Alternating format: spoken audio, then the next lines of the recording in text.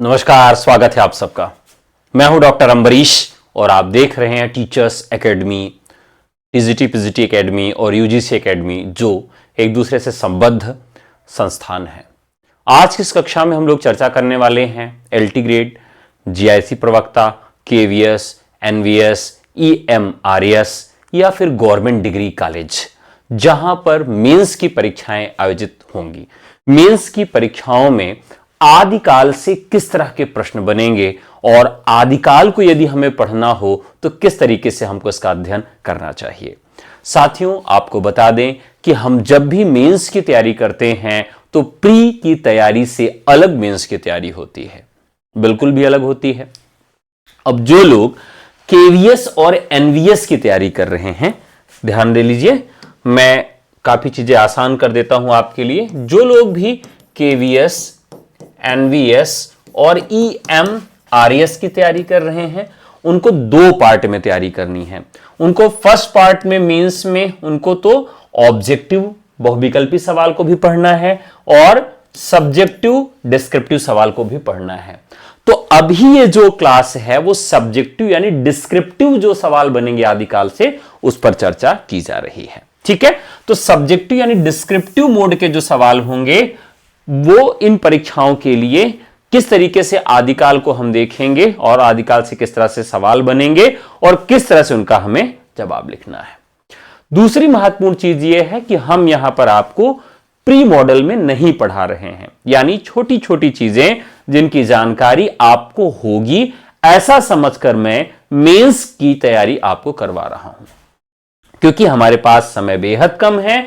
हम अगर प्री में जो सिलेबस था, सिलेबस समान है प्री और मेंस का, लेकिन प्री में जिस सिलेबस को हमें पढ़ना था ऑब्जेक्टिव मोड में, वो हम यहां पर नहीं पढ़ेंगे। हम जो पढ़ेंगे वो मेंस के प्रोस्पेक्टिव से पढ़ेंगे। ठीक है, तो ये हमें ध्यान में रखना है। ठीक है, चलिए, तो कुछ चीजें हैं जो आपको हम बता देते हैं और कुछ सवाल आपको पहले नोट करा देते हैं, यानी जहां से ये सवाल आपके बन सकते हैं।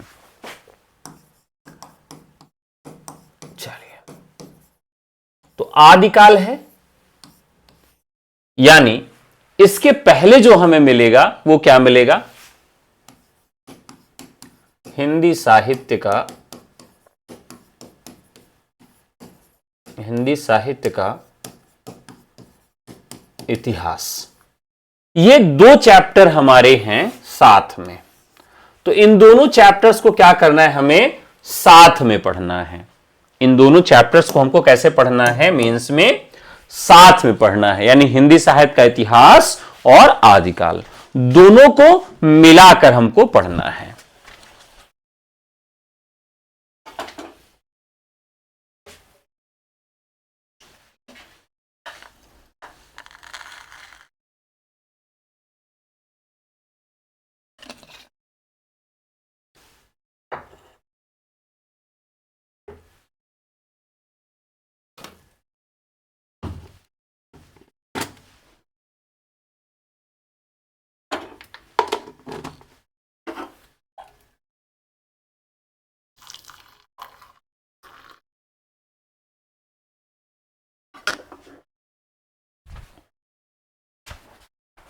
चलिए, तो शुरू करते हैं।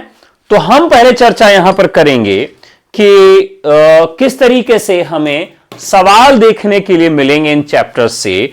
तो सवाल क्या क्या मिल सकते हैं, उन सवालों को पहले हम यहां लिख लेंगे तो हमारे लिए काफी चीजें आसान हो जाएंगी। चलिए, यानी पहला, वैज्ञानिक तकनीकी युग में साहित्य की स्थिति। वैज्ञानिक एवं तकनीकी युग में हिंदी साहित्य का इतिहास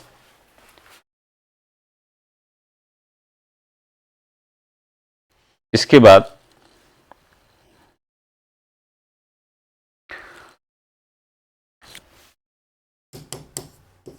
हिंदी साहित्य के इतिहास लेखन की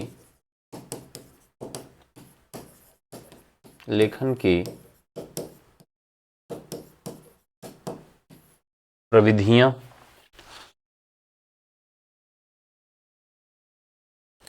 इसके बाद साहित्य इतिहास लेखन परंपरा के समकालीन प्रयास। अब हम ये तो मान लीजिए हमने हिंदी साहित्य के इतिहास लेखन की प्रविधियां और परंपरा, दो सवाल इसी में जोड़ देते हैं।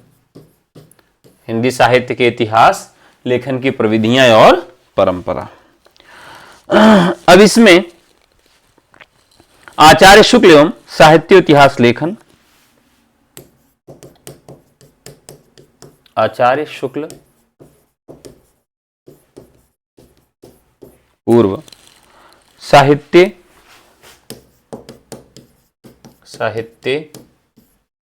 इतिहास लेखन, यानी आचार्य रामचंद्र शुक्ल के पहले कितने इतिहास लिखे गए, शुक्ल से पहले जो इतिहास लिखे गए, साहित्य इतिहास लेखन। इसके बाद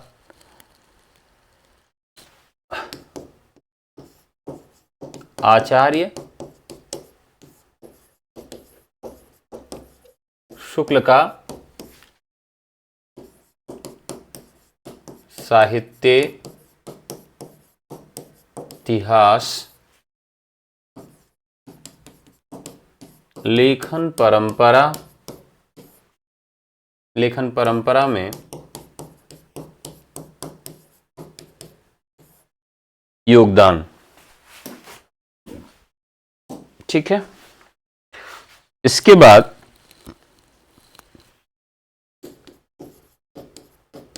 हजारी प्रसाद द्विवेदी का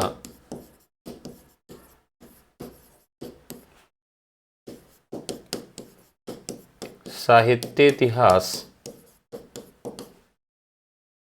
लेखन परंपरा में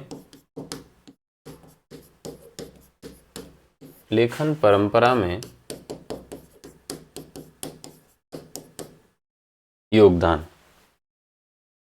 इसके बाद राम स्वरूप चतुर्वेदी,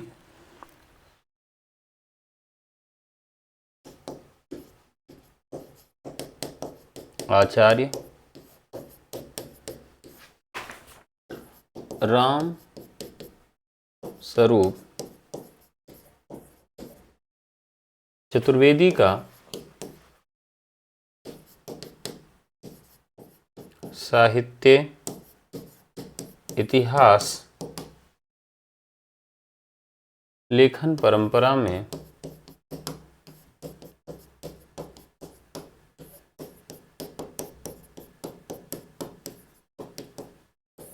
योगदान। ठीक है, राम स्वरूप चतुर्वेदी हो गए। अब बात करते हैं साहित्य इतिहास लेखन परंपरा का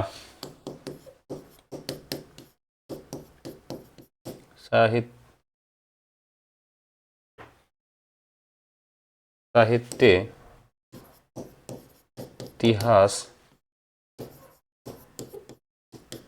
लेखन परंपरा का समकालीन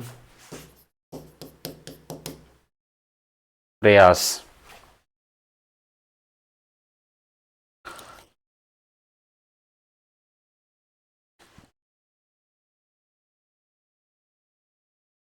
तो ये तो हमने अभी तक जो प्रमुख इतिहास परंपराएं हैं उन परंपराओं में इतिहास लेखन की प्रविधियों में किस तरह के सवाल बनेंगे वो हमने देख लिया। ये हमारा पहला पार्ट हो गया। इसके बाद जो दूसरे तरह का सवाल बनेगा वो क्या बनेगा? हिंदी साहित्य इतिहास लेखन में हिंदी साहित्य इतिहास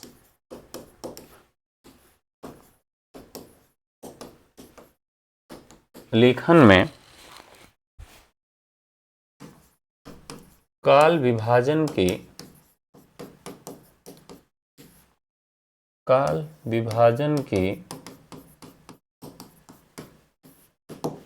समस्या, काल विभाजन की इसमें समस्या बताई गई है। अब ये अलग अलग कालों पे सवाल बन सकता है। तो आपके चैनल पर ओनली 16 व्यूज आते हैं। भाई मैं व्यूज के लिए नहीं पढ़ाता हूं और कंटेंट अच्छा देता हूं, हवा हवाई नहीं करता हूं। बाकी आप लोग जानते ही हैं, मुझे अलग से बताने की जरूरत नहीं है। जो लोग नए हैं उनको बता दूं कि जो मैंने कटाव बताई अल्टी की, जो मैंने बताई वही गई। दूसरा, जो लोग प्री में पढ़े थे, ज़्यादातर लोगों का चयन हुआ है मेंस के लिए। एक दिन पहले मैंने जो वीडियो मैराथन में पढ़ाया था उसी से सारे सवाल आ गए, लगभग सवाल आ गए उसमें से। तो एक, मैं रेगुलर नहीं रह पाता हूं, दूसरी समस्या मतलब पब्लिक क्लास में, और दूसरी समस्या है कि मेरी क्लास 10 बजे शुरू होती है जब सारा आलम सोता है, तो ये प्रॉब्लम है। बहरहाल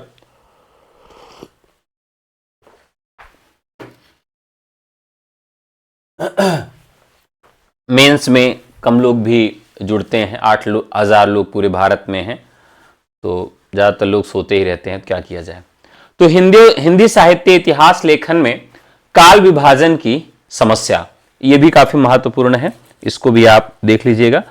अब इसमें सभी काल विभाजन होंगे, यानी आदिकाल के काल विभाजन की समस्या, भक्ति काल के काल विभाजन, रीतिकाल और आधुनिक काल, चारों काल विभाजन एक साथ भी पूछा जा सकता है और अलग अलग भी पूछा जा सकता है। इसके बाद हिंदी साहित्य इतिहास लेखन परंपरा में हिंदी साहित्य इतिहास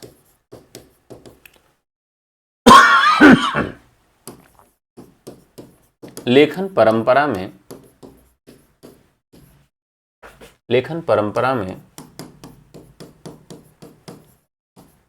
नामकरण की समस्या।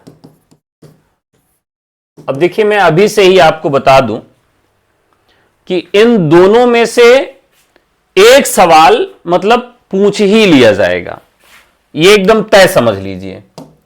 इन दोनों में से एक सवाल आना तय है, चाहे वो काल विभाजन की समस्या पूछ ले और या तो नामकरण की समस्या पूछ ले। वो किसी एक काल पर पूछ सकती है या फिर पूरे इतिहास पर पूछा जा सकता है, यानी दो में से तो एक सवाल आना तय है। हिंदी साहित्य इतिहास लेखन में काल विभाजन की समस्या और या तो हिंदी साहित्य इतिहास लेखन परंपरा में नामकरण की समस्या, दो में से एक सवाल आना एकदम तय है।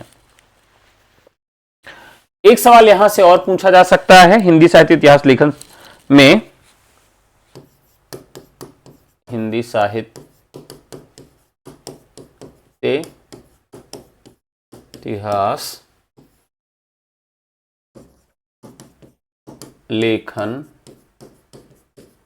परंपरा में इतिहास दर्शन की समस्या। थोड़ा बहुत शब्दावलियों के हेरफेर से ये सवाल आपके बनेंगे, जो इतिहास से बनेंगे।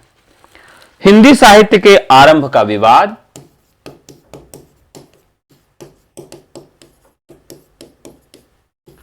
हिंदी साहित्य का आरंभ कब हुआ, तर्क सहित बताएं। यानी जो एक विवाद है कि कोई अपभ्रंश से कहता है, कोई कहता है कि जैन से, कोई कहता है नाथों से शुरुआत हो गई ना। तो कहां से शुरुआत होती है हिंदी साहित्य के इतिहास की? इसके बाद एक सवाल यहां और बनता है मेंस के पर्सपेक्टिव से, साहित्य इतिहास के हिंदी साहित्य इतिहास की के पुनर्लेखन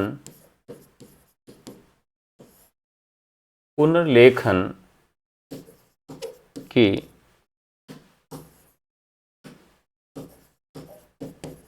आवश्यकता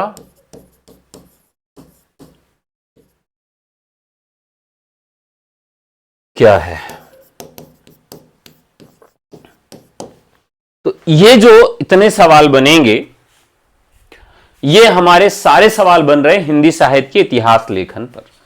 इतने सवाल आपके बनेंगे। अब अगर आप इतना सवाल तैयार कर लेते हैं तो एक चैप्टर आपका तैयार हो जाता है,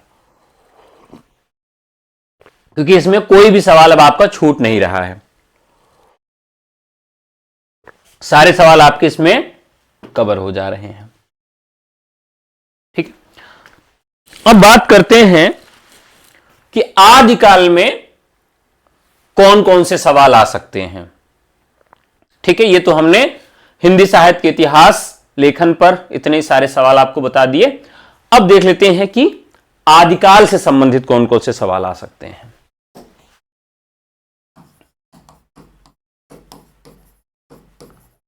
आदिकाल, आदिकाल में क्या क्या आएगा? आदिकाल की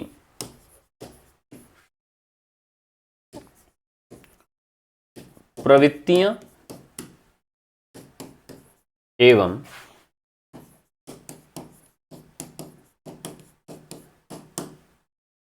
विशेषताएं,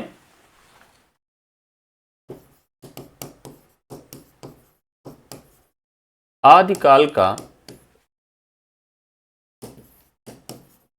काल विभाजन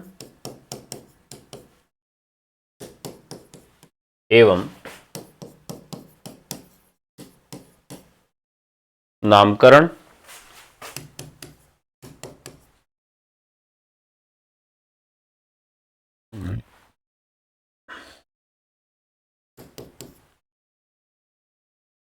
इसके बाद अब देखिए आदिकाल में काल विभाजन और नामकरण के दोनों सवाल पूछे जाते हैं। तो हो सकता है कि एक ही में पूछ ले, आदिकाल का काल विभाजन बताइए, आदिकाल का नामकरण बताइए, या दोनों मिला के पूछ सकता है, लेकिन पूछता है। प्रवृत्तियां और विशेषताएं तो आपका पूछे गए। अब आदिकाल का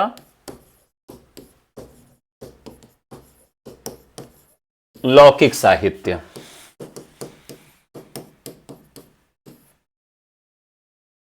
ये और आदिकाल का अपभ्रंश काव्य, आदिकाल का देशभाषा काव्य,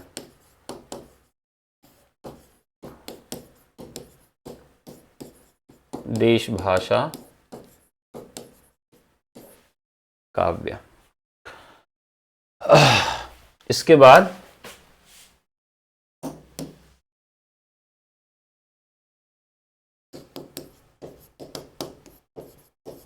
सिद्ध साहित्य,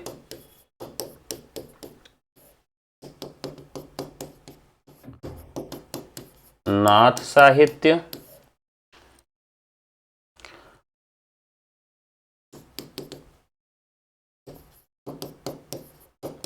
आदिकाल का सांप्रदायिक साहित्य या नाथ एवं सिद्ध शुद्ध साहित्य हैं या नहीं।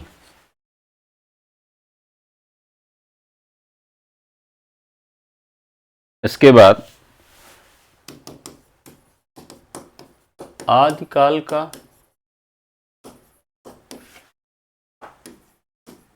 चरित काव्य या जैन काव्य परंपरा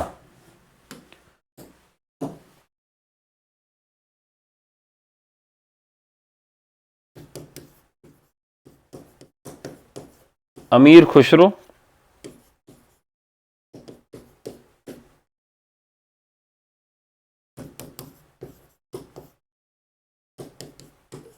विद्यापति।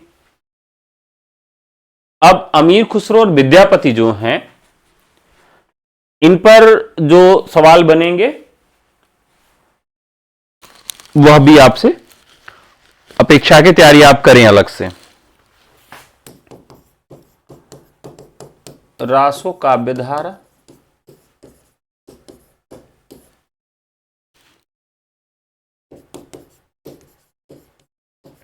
पृथ्वीराज रासो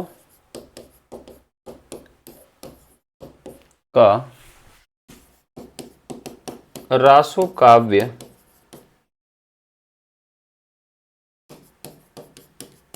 परंपरा में मूल्यांकन, यानी अलग से इसको याद रखना है।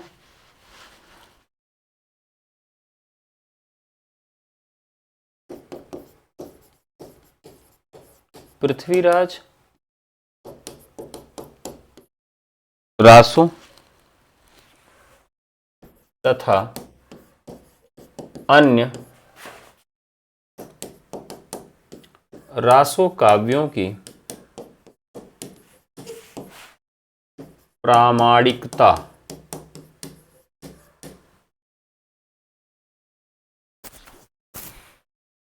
इसके अलावा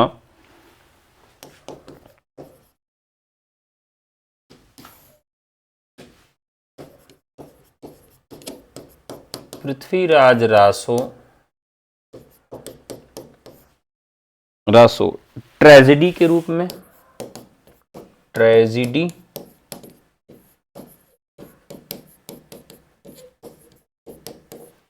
के रूप में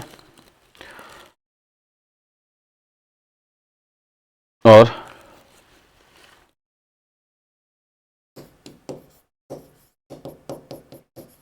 आपके अनुसार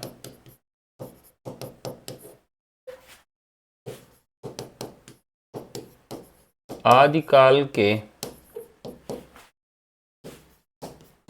उपयुक्त नामकरण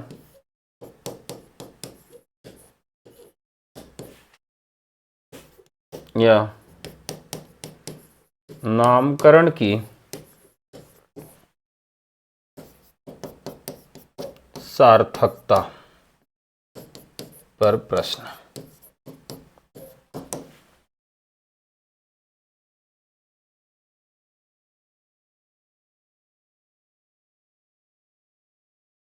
ठीक है,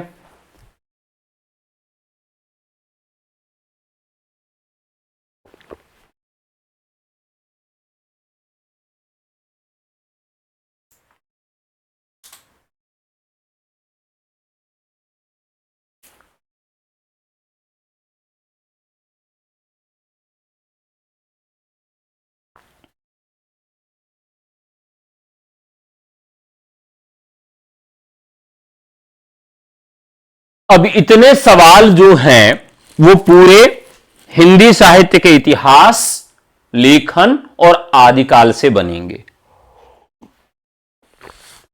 अगर इतने सवाल आप लिख लेते हैं और बढ़िया से प्रैक्टिस कर लेते हैं तो एक चैप्टर आदिकाल का और दूसरा इतिहास लेखन का समाप्त हो जाएगा।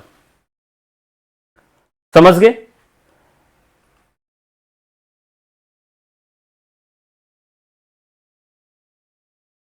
तो अब इसमें आप देखिए, एक इसमें छूट रहा है मुझे लग रहा है, बाकी तो हम लोगों ने सारी बात कर ली।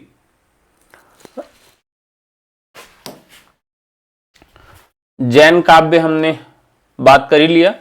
रास और फागु काव्य पर अलग से सवाल बन सकता है। रास एवं फागु काव्य, अब इतने तरह का प्रश्न बन सकता है। अब आप सोचेंगे कि ये मैं क्यों बता रहा हूं?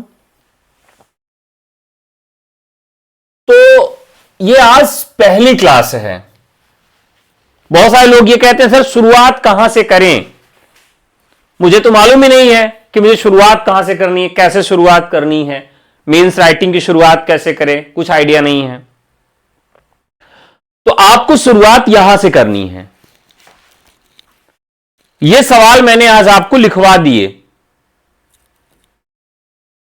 2 चैप्टर के सवाल मैंने लिखवाए, जिसमें हिंदी साहित्य का इतिहास से किस तरह के कितने सवाल बन सकते हैं और आदिकाल में किस तरह के और कितने सवाल बन सकते हैं। वैज्ञानिक एवं तकनीकी युग में हिंदी साहित्य का इतिहास, हिंदी साहित्य के इतिहास लेखन की प्रविधि और परंपरा, आचार्य शुक्ल पूर्व साहित्य इतिहास लेखन, आचार्य शुक्ल का साहित्य इतिहास लेखन परंपरा में योगदान, हजारी प्रसाद द्विवेदी का साहित्य इतिहास लेखन परंपरा में योगदान, आचार्य रामस्वरूप चतुर्वेदी का साहित्य इतिहास लेखन परंपरा में योगदान, साहित्य इतिहास लेखन परंपरा का समकालीन प्रयास। इसके बाद हिंदी साहित्य इतिहास लेखन में काल विभाजन की समस्या, नामकरण की समस्या, हिंदी साहित्य इतिहास लेखन परंपरा में इतिहास दर्शन की समस्या, हिंदी साहित्य का आरंभ कब हुआ, तर्क सहित बताएं। यानी तर्क पर जो प्रश्न बन सकता है कि आदिकाल की शुरुआत कब से होती है, क्योंकि अलग अलग बताते हैं। हिंदी साहित्य इतिहास के पुनर्लेखन की आवश्यकता क्या है, और फिर सवाल बनते हैं आदिकाल पे। आदिकाल की प्रवृत्तियां विशेषताएं, आदिकाल का काल विभाजन नामकरण, आदिकाल का लौकिक साहित्य, आदिकाल का अपभ्रंश काव्य, आदिकाल का देशभाषा काव्य, सिद्ध साहित्य, नाथ साहित्य, आदिकाल का सांप्रदायिक या नाथ एवं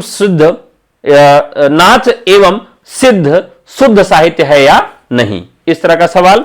और इसके बाद अमीर खुसरो, विद्यापति, रासो काव्य धारा, पृथ्वीराज रासो का काव्य परंपरा में मूल्यांकन, पृथ्वीराज रासो तथा अन्य रासो काव्यों की प्रामाणिकता, पृथ्वीराज रासो को ट्रेजेडी के रूप में, आपके अनुसार आदिकाल के उपयुक्त नामकरण पर नामकरण की सार्थकता पर प्रश्न, और रास एवं फागु काव्य। ये आपका आदिकाल का मेंस का सिलेबस है। बहुत सारे लोग ये कहते हैं कि सर सिलेबस तो वही है, नहीं, ये सिलेबस है मेंस का। अगर आप जो सिलेबस देख रहे हैं, जो आयोग ने सिलेबस दिया है, वो तो उन्होंने केवल पॉइंट दे दिए हैं। अगर आप मेंस के पॉइंट ऑफ व्यू से, मेंस के प्रोस्पेक्टिव से अगर आप तैयारी कर रहे हैं, तो आदिकाल का और हिंदी साहित्य के इतिहास लेखन परंपरा का सिलेबस इस तरह से होगा। और अगर ये सिलेबस आप फाइंड आउट कर ले रहे हैं, डिकोड कर ले रहे हैं, तो आपकी तैयारी आसान हो जाती है। अभी जब हम इसको आगे सॉल्व कराएंगे एक सवाल को, तो एक एक दो सवाल एक एक पॉइंट से और निकल कर आएगा। अभी तो एक मोटी ये सिलेबस हमने मेंस के प्रोस्पेक्टिव से बनाया है, ठीक है। तो ये सिलेबस आप ध्यान में रखिए और इस तरह से हमको तैयारी करनी है।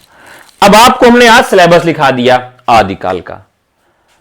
अब जब आदिकाल का सिलेबस आपने लिख लिया, तो हमारे पास क्या चीजें रह गई?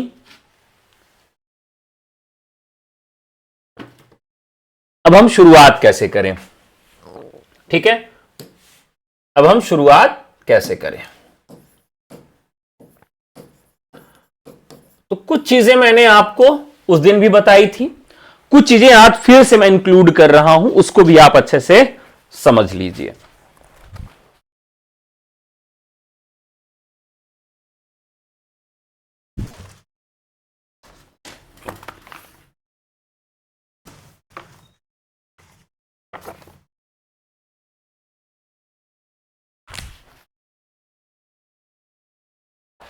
जैसे अभी जो समकालीन पत्रकारिता है, जो पत्र पत्रिकाएं आती हैं मार्केट में, उसमें से कुछ पत्रिकाएं ऐसी हैं जो आपके पास होनी चाहिए, क्योंकि उनसे आपसे सवाल बन सकता है।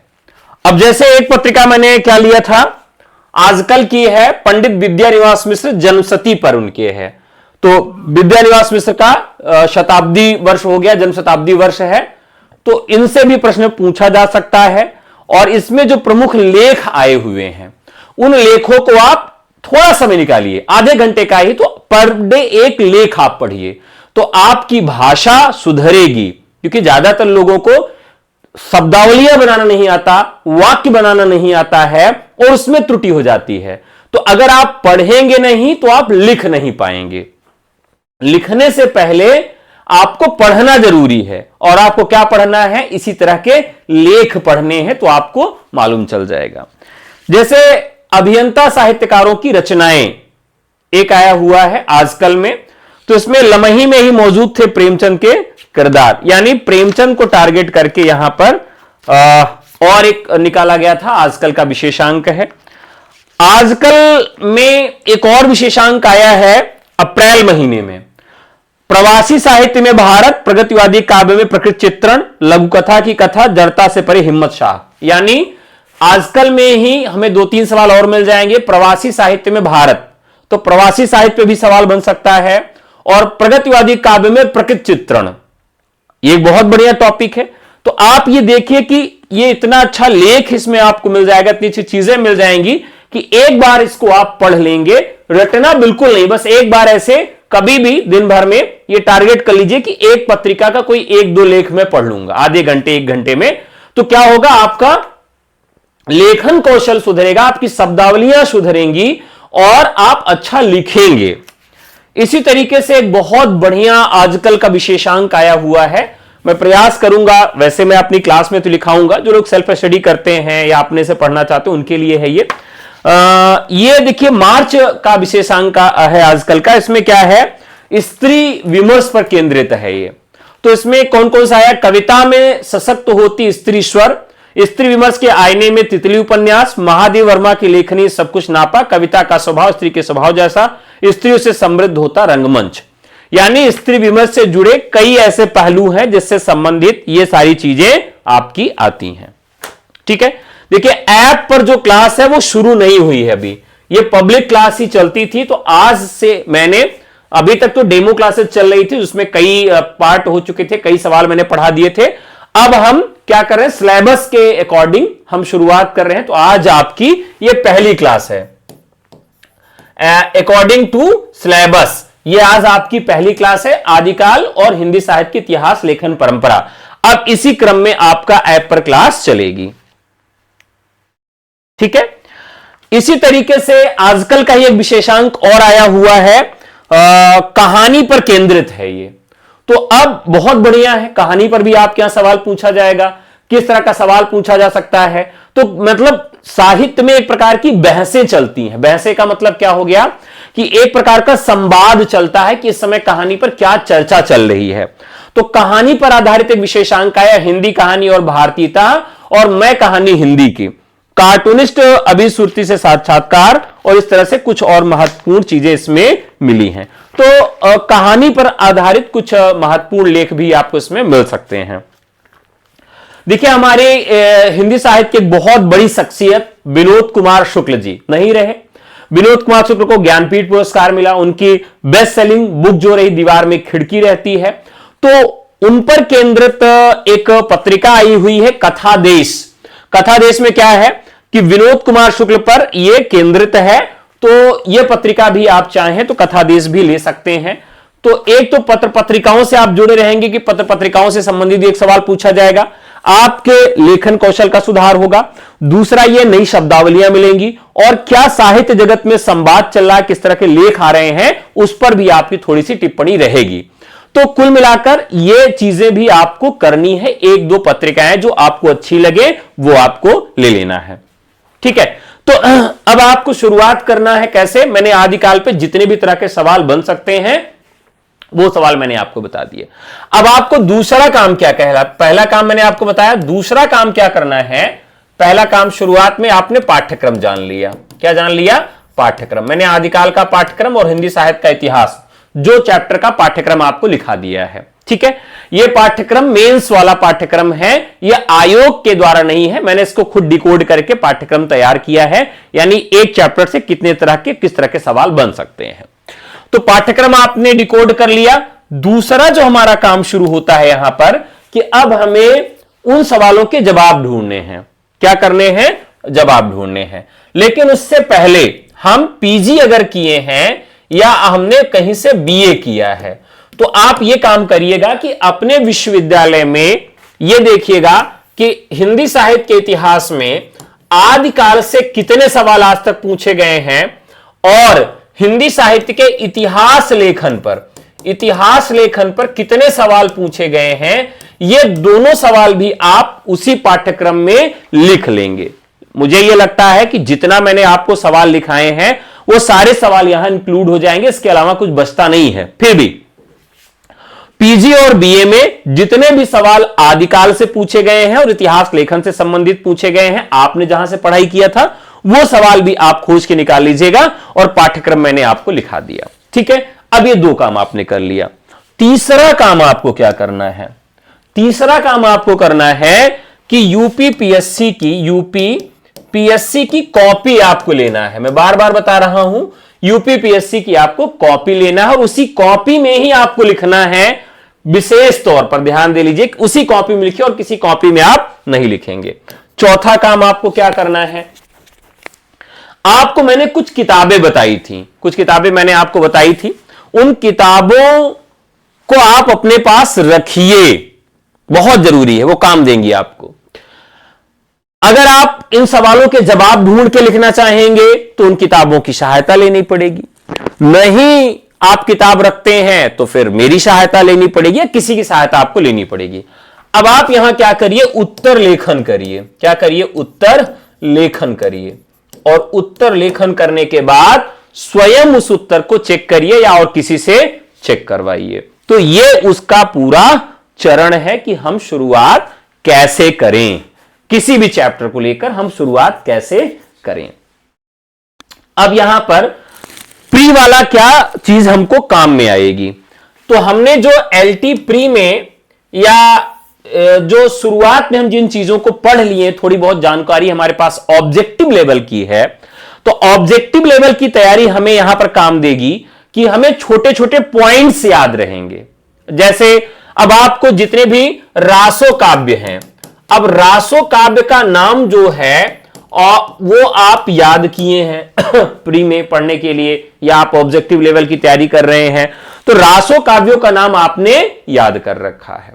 अब रासो काव्यों का नाम जो आपने पढ़ा है, जो उनकी ऑब्जेक्टिव जानकारी है, जब आप सब्जेक्टिव लिखेंगे तो उसका भी काम यहां पर पड़ेगा। प्रमुख रासो काव्यों की प्रवृत्तियां या रासो काव्यों की प्रामाणिकता, तो उनकी प्रामाणिकता पर जो पूरी बात की जाएगी वो तो हम करेंगे ही, लेकिन रासो काव्य में जो ऑब्जेक्टिव चीजें हैं कि पृथ्वीराज रासो का समय क्या है, उसके लेखक कौन है, खुमान रासो के रचयिता कौन, उसका समय क्या है, ये छोटी छोटी जानकारी जो आप यहां पर रखेंगे वो प्री वाली काम आएगी। यानी जो आपने प्री में पढ़ा है या ऑब्जेक्टिव लेवल की जो तैयारी आप कर रहे हैं वो यहां पर जब आप सब्जेक्टिव लिखने जाएंगे तो छोटी छोटी जानकारी के रूप में यहां पर काम करेगा।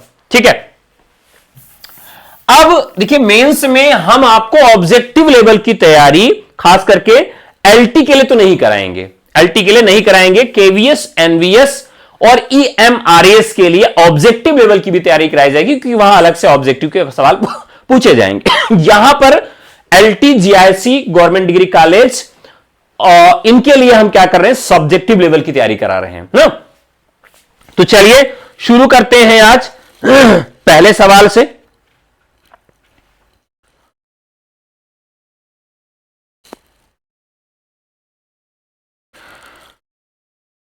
अब यहां पर सवाल मान लीजिए आपके यहां किस तरह का सवाल बनेगा, यह देखते हैं।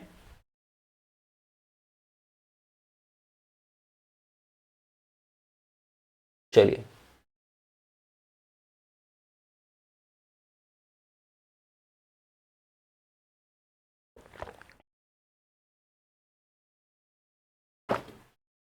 चलिए शुरू करते हैं। तो हमारा जो सवाल है, हिंदी साहित्य की प्रासंगिकता और महत्व। हिंदी साहित्य की प्रासंगिकता और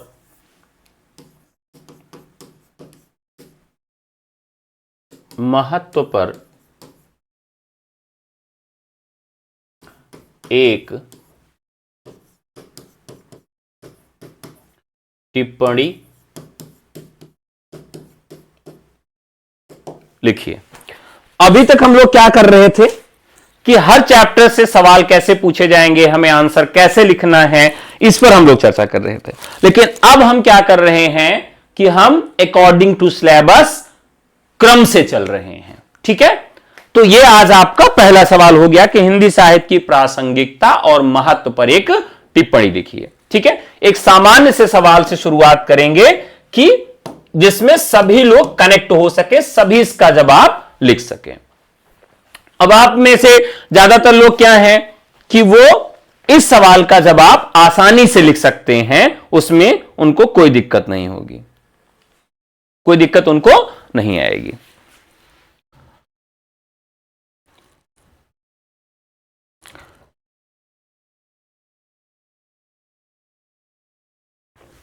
चलिए यहां शुरुआत करते हैं।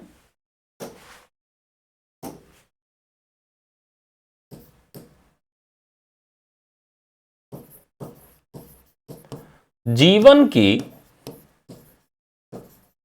मूलभूत आवश्यकताओं को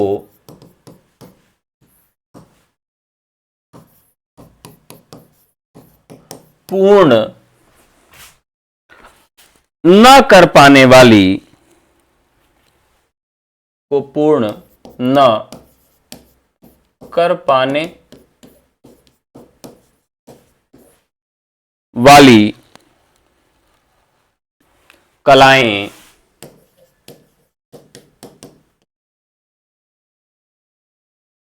उनकी प्रासंगिकता पर आधुनिक परिप्रेक्ष्य में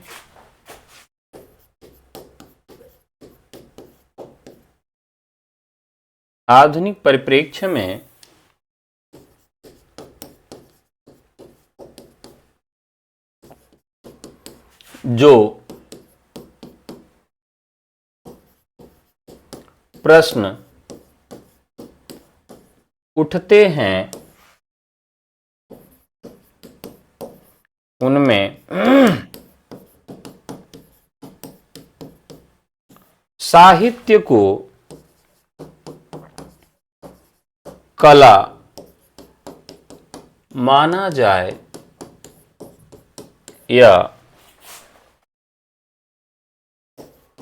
न माना जाए, इस पर विद्वान एक मत नहीं है। अब एक सवाल यहां और उठता है, आप सब विद्वान हैं, कि रामचंद्र शुक्ल जी साहित्य को कला मानते हैं या नहीं मानते हैं? ये आप सब बताइए। रामचंद्र शुक्ल साहित्य को कला मानते हैं या नहीं मानते हैं? जल्दी से बताइए।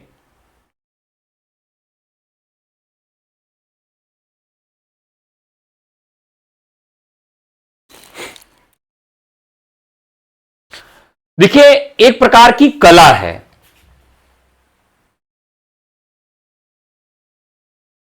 क्रम से चलेंगे, नामकरण भी बताएंगे, काल विभाजन की समस्या भी बताएंगे, सब कुछ बताएंगे, लेकिन क्रम से चलेंगे। हम लोग कूद कूद के नहीं चल सकते हैं।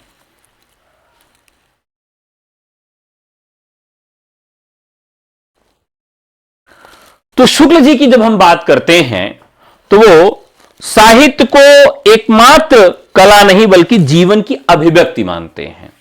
यानी वो इसके पक्ष में नहीं है कि साहित्य केवल कला है ना। शुक्ल जी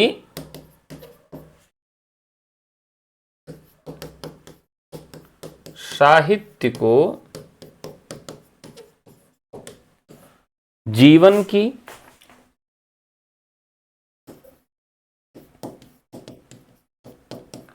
अभिव्यक्ति मानते हैं,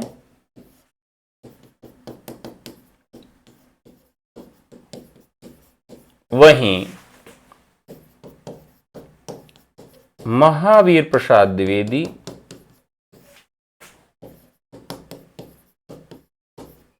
जी साहित्य को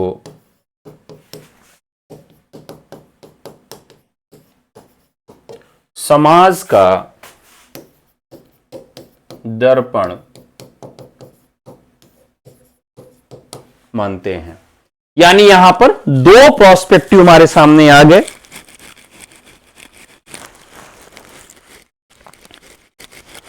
अब हम यहां देखेंगे कि साहित्य की प्रासंगिकता किस प्रकार है। मनुष्य को संवेदनशील बनाने की उसकी क्षमता,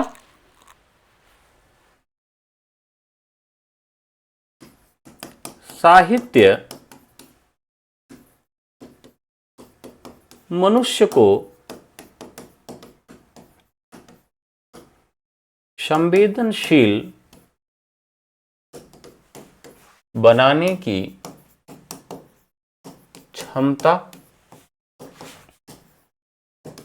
विकसित करता है।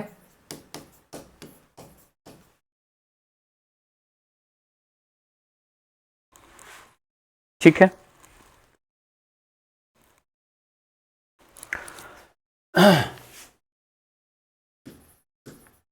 कविता का उदय भावुकता से हुआ। वाल्मीकि जी ने रामायण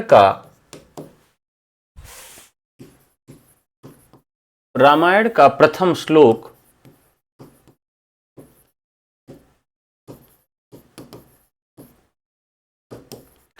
भावुकता में अनायास ही छंदोबद्ध कर दिया था। यथा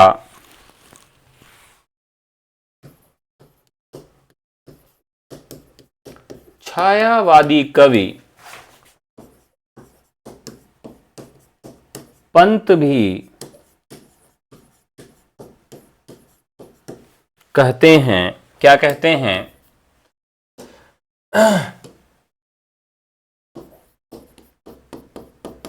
वियोगी होगा पहला कवि, आह से उपजा होगा गान।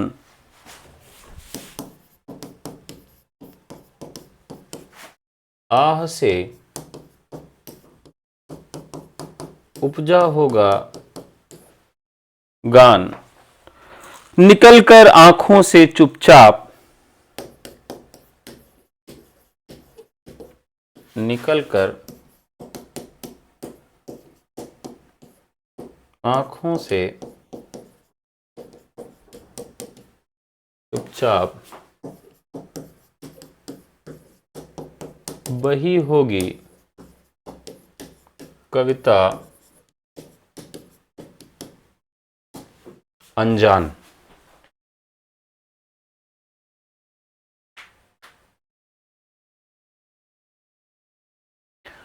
ये हमने एक उदाहरण दे दिया।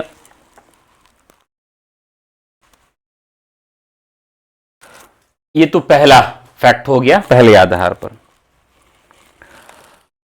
ये हम बात कर रहे हैं कि किस प्रासंगिकता और किस प्रतिमान के आधार पर हम साहित्य को आंकते हैं।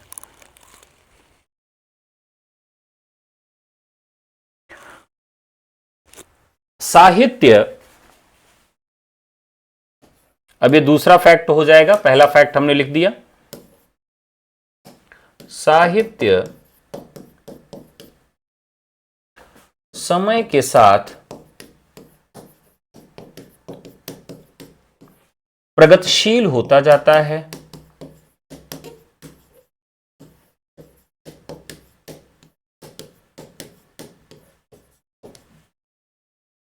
और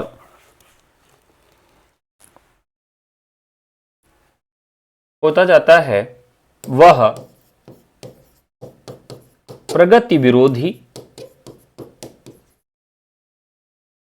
रूढ़िवादी,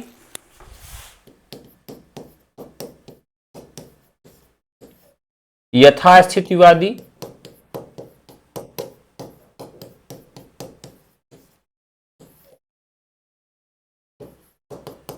आडंबरवान, समाज का विरोध भी करता है।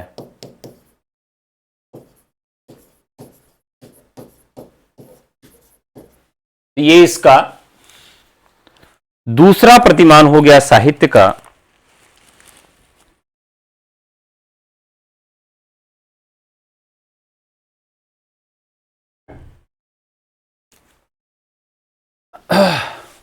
जिसमें मुक्तिबोध, कबीर, रैदास जैसे कवियों ने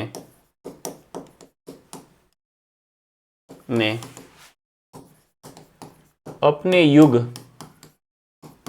की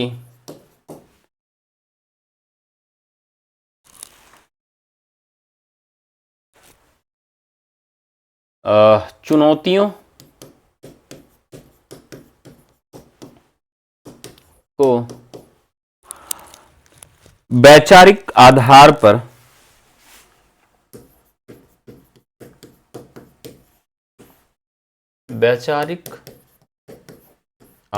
पर तोड़ने का कार्य किया।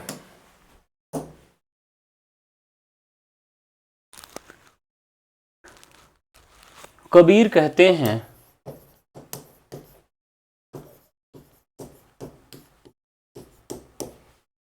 जाति पाति पूछे नहीं कोई, जाति पाति पूछे नहीं कोई, हरि को भजे।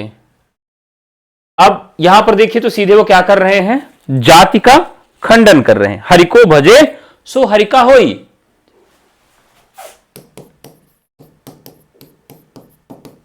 सो हरि का होई। अब यहां पर कबीर के द्वारा हम इस बात का उद्धरण करते हैं।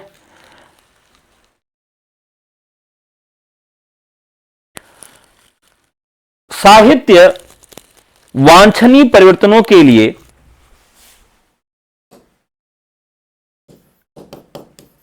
साहित्य समाज के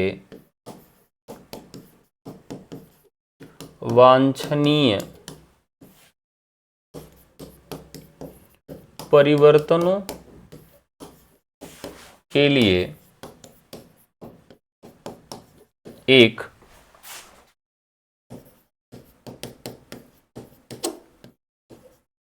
कसौटी भी है। यानी समाज में जिस तरह का परिवर्तन होता है और जिस तरह का परिवर्तन होना चाहिए उसके लिए अपना ये भूमिका भी अदा करता है।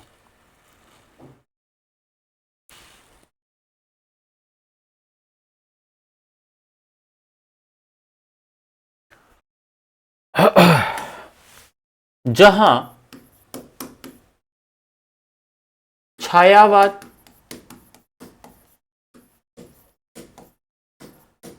शक्ति काव्य के रूप में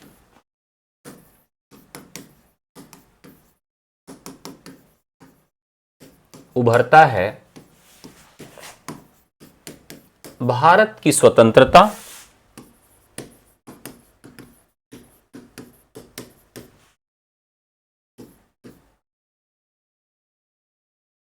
का हरण हो गया है।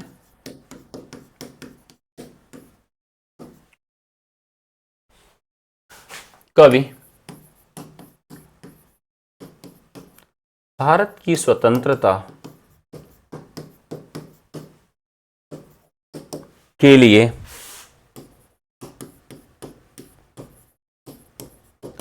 लेखनी से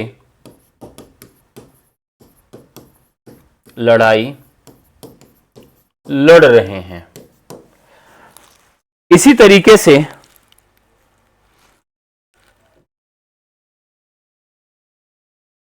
भारतेंदु युग में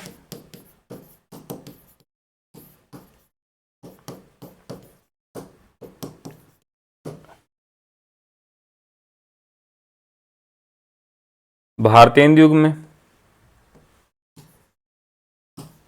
भारतेंदु युग,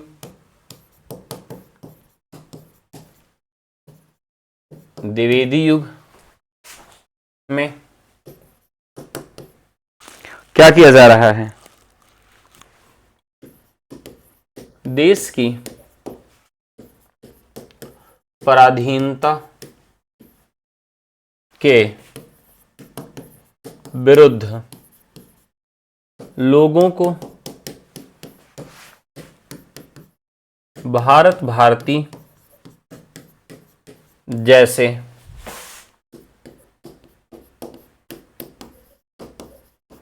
काव्यों के माध्यम से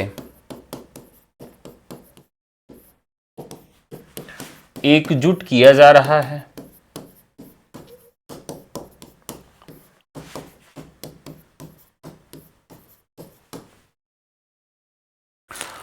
अब यहां देखिए,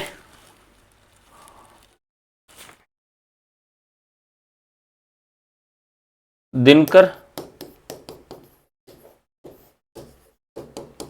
क्रांति का आह्वान करते हैं।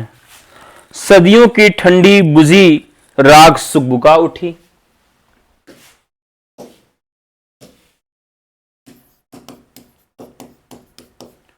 सदियों की ठंडी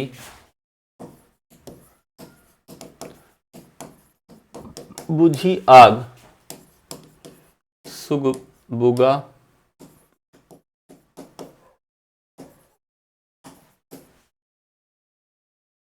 सुगबुगा उठी। मिट्टी सोने का ताज पहन इठलाती है।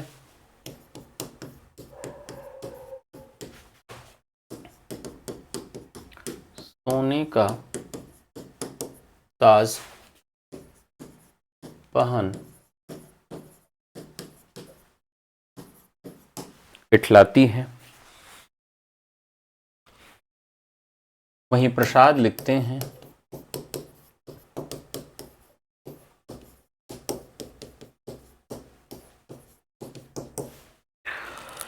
हिमाद्रि तुंग श्रृंग से प्रबुद्ध शुद्ध भारती। हिमाद्रि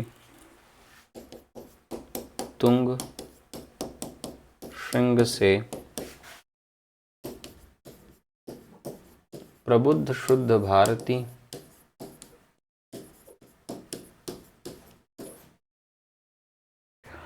स्वयं प्रभा समुज्ज्वला स्वतंत्रता पुकारती।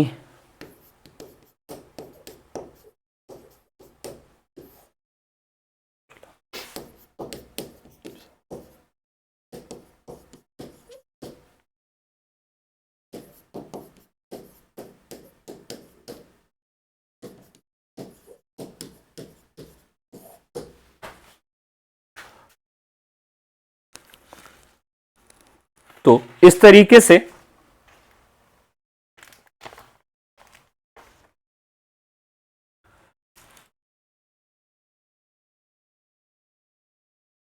साहित्य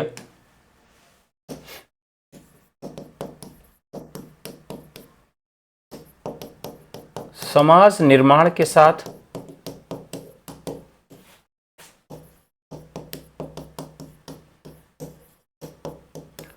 आदर्श की स्थापना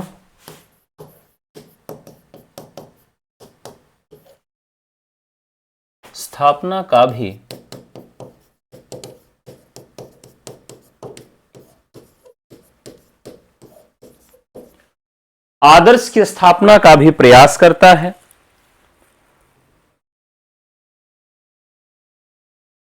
भक्तिकाल और आधुनिक काल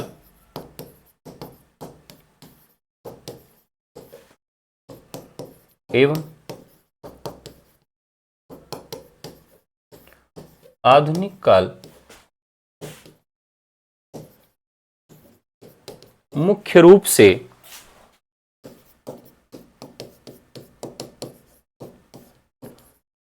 इसके लिए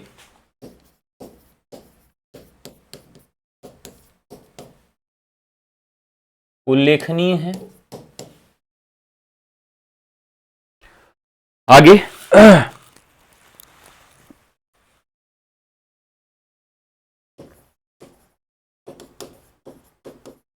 तुलसीदास जी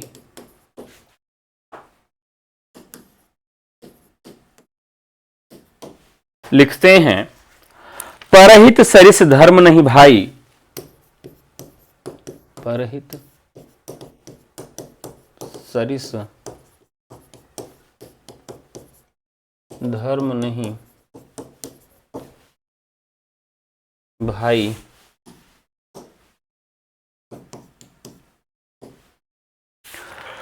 पर पीड़ा सम नहीं अधमाई,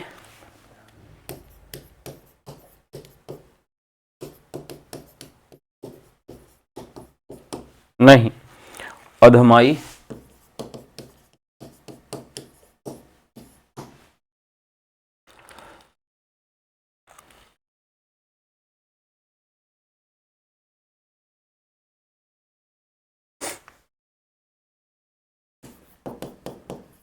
साहित्य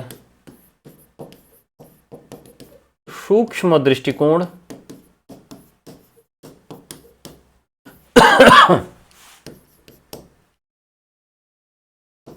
से समाज की समस्या को समझता है और उसका निराकरण भी प्रस्तुत करता है।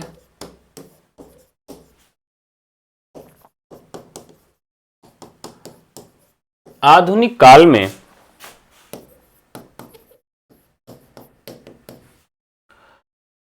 मैथिली शरण गुप्त ने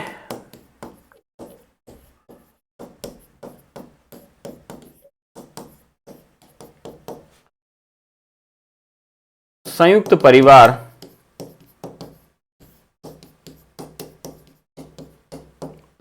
के टूटने पर उसकी क्षतिपूर्ति हेतु एक कामायनी, कौन सा काव्य लिखा था उन्होंने? साकेत, साकेत महाकाव्य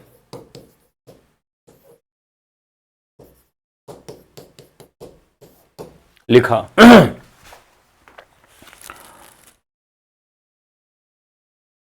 इसी प्रकार मुक्तिबोध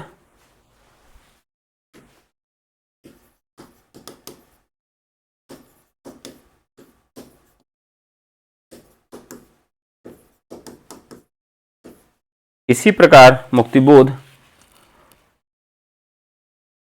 मध्यवर्गीय बुद्धिजीवियों का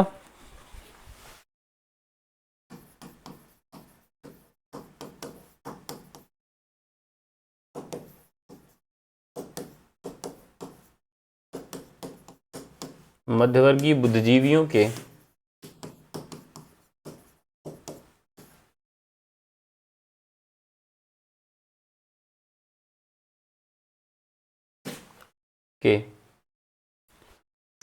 नैतिक स्खलन के नैतिक स्खलन को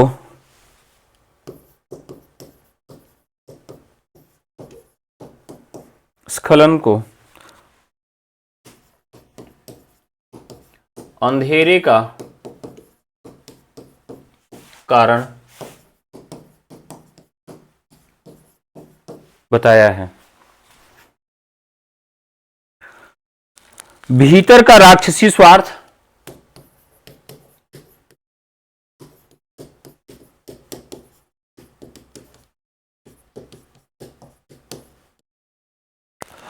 अब साफ उभर आया है।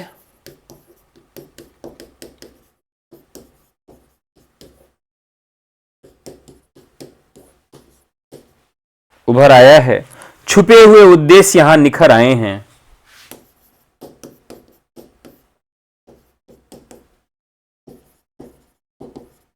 उद्देश्य यहां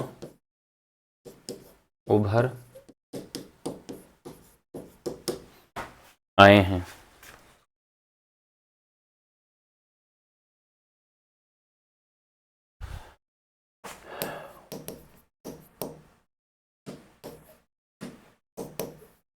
ज्ञान के साथ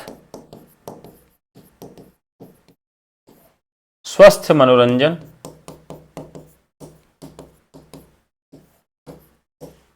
भी साहित्य का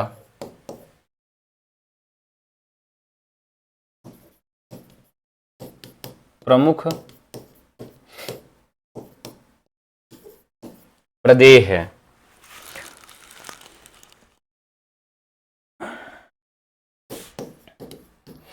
रीतिकालीन काव्य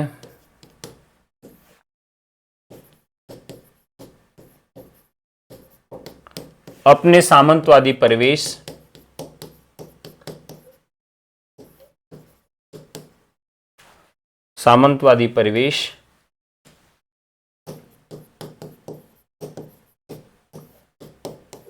एवं मनोरंजन के दृष्टिकोण से मनोरंजन कला की दृष्टिकोण से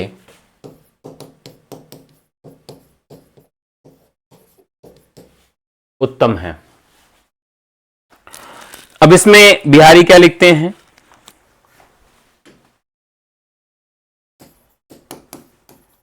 बिहारी जी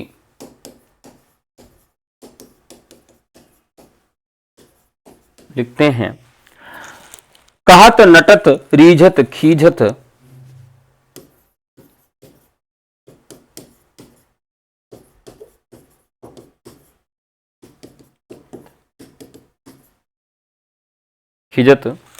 मिलत खिलत लजियात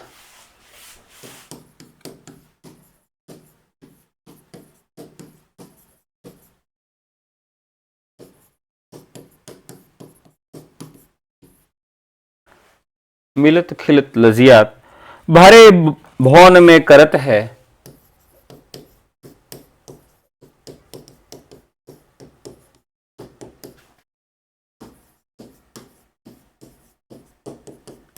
नैनन ही तो बात।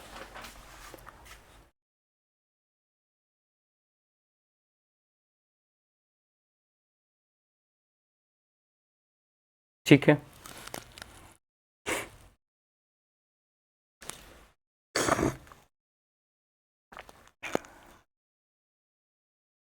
इस प्रकार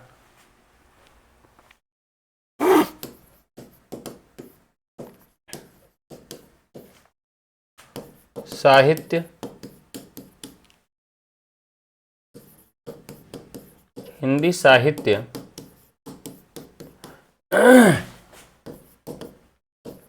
समाज और मानवता के लिए विभिन्न रूपों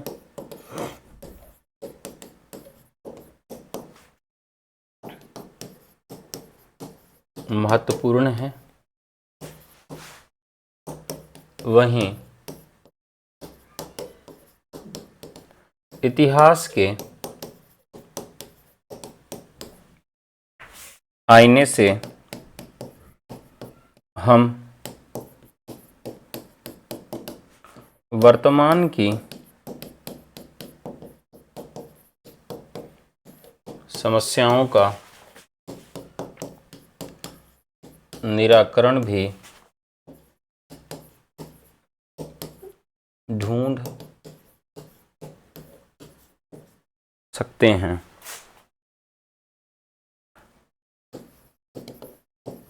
शुक्ल जी की शब्दावली में साहित्य श्रम का परिहार भी करता है।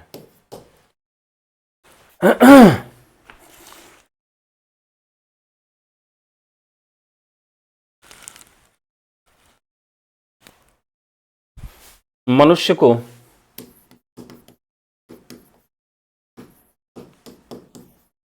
भावना से जोड़े रखने के लिए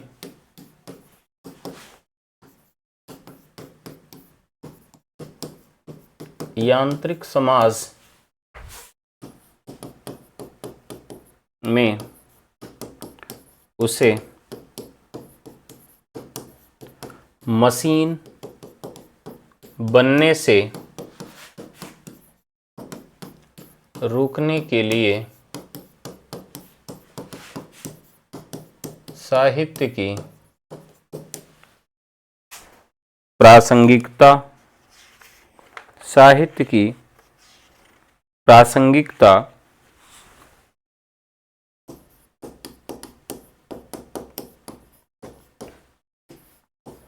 वैज्ञानिक एवं तकनीकी युग में ज़्यादा हो गई है। ये जो है, अब इसमें कोई एक सवाल मैंने नहीं लिखाया है, इसमें 2-3 सवाल मिक्स हैं, तो इसी तरीके से अब सवालों के उत्तर लिखाए जाएंगे। अब इसमें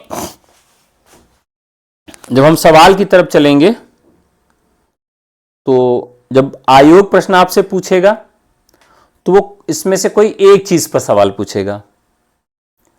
जैसे हिंदी साहित्य की प्रासंगिकता और महत्व पर टिप्पणी लिखी है, तो अब इसमें हमने कई चीजें जोड़ दिया है। जैसे अगर इसमें इस तरह का भी सवाल पूछे, वैज्ञानिक एवं तकनीकी युग में साहित्य की स्थिति क्या है?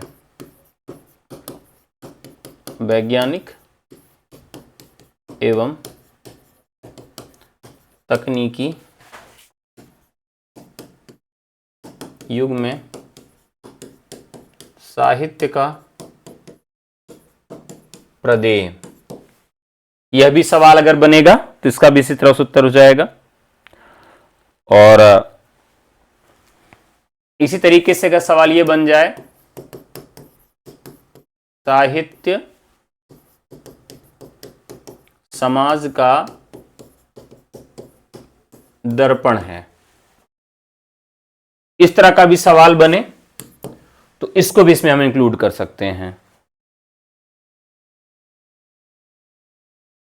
तो ये पूरा जो है कॉन्सेप्ट मैंने इसमें लिखाया है कि अगर इस तरह का सवाल इंक्लूड होता है, इस तरह का सवाल बनता है तो आप इस तरह से लिख सकते हैं।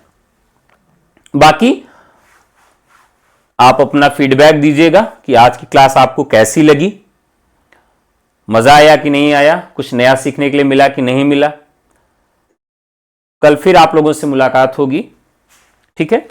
मेंस की जो क्लास है वो 10 बजे से ही चलेगी, ठीक है। मेंस की क्लास 10 बजे से ही चलेगी। देखिए, मेंस में ज्यादा पढ़ाना नहीं है, ज्यादा पढ़ना और लिखना है, ठीक है।